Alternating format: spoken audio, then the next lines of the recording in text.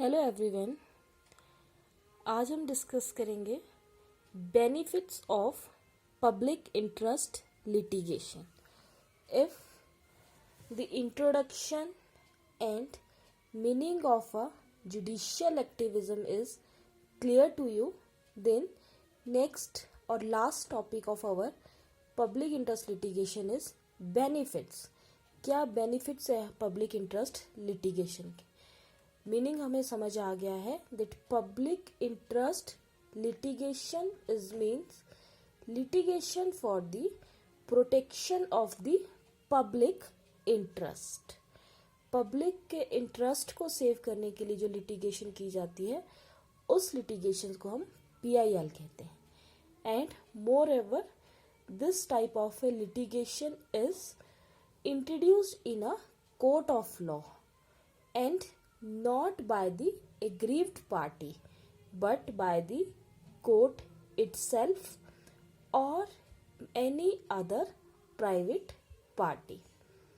Mainly the benefits of a public interest litigation is first that public interest litigation creates a new rhythm of human rights by expanding the meaning of fundamental right to equality, life and personal liberty.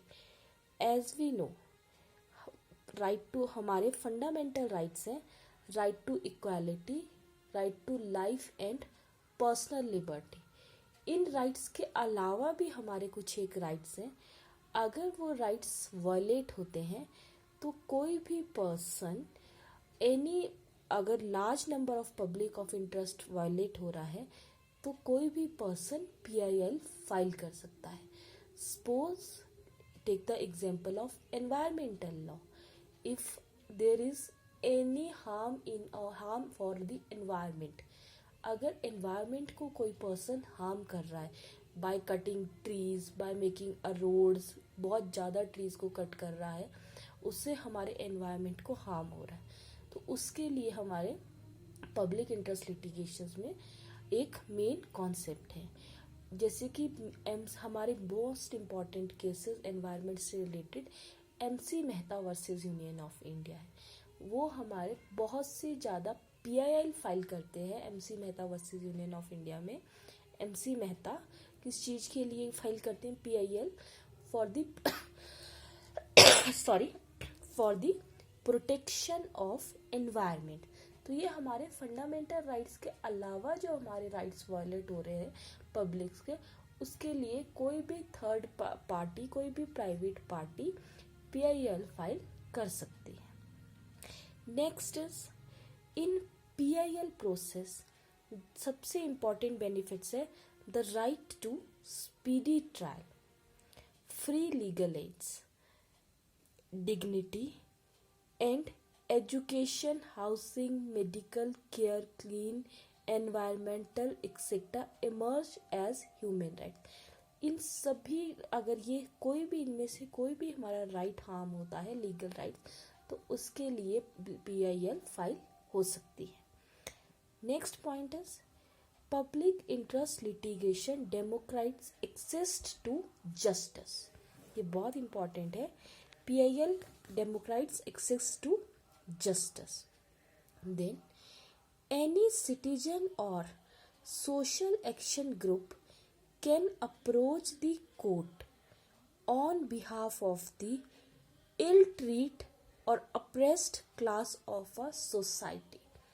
अगर हमारी society की कोई class, lower class means depressed class है, जो अपने rights के against fight नहीं कर सकती, अपने राइट को अवेल करने के लिए फाइट नहीं कर सकती, उनके राइट को प्रोटेक्ट करने के लिए भी PIL फाइल की जा सकती है। क्योंकि PIL का कॉन्सेप्ट ही कहता है that PIL is not always be introduced by the aggrieved party but by the court itself or by any other private party.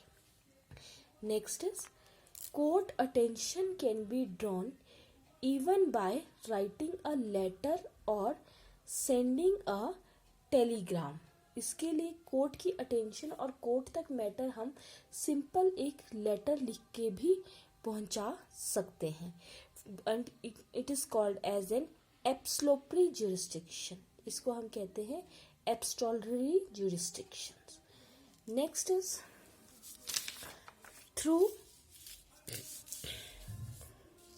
through judicial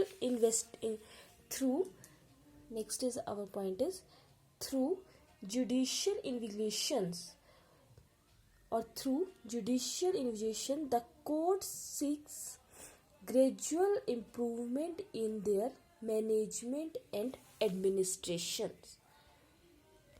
Next benefit is, in most of the cases the court has appointed its own socio-legal commissions of inquiry or has deputed its own official for investigations.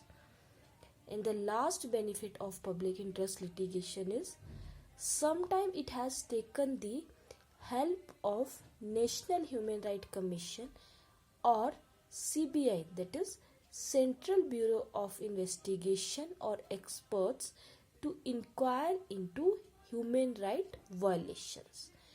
It means public interest litigation एक बहुत ही modernisation और बहुत ही new concept है to provide a justice to large interest of a public.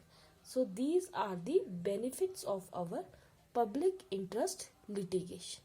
Thank you.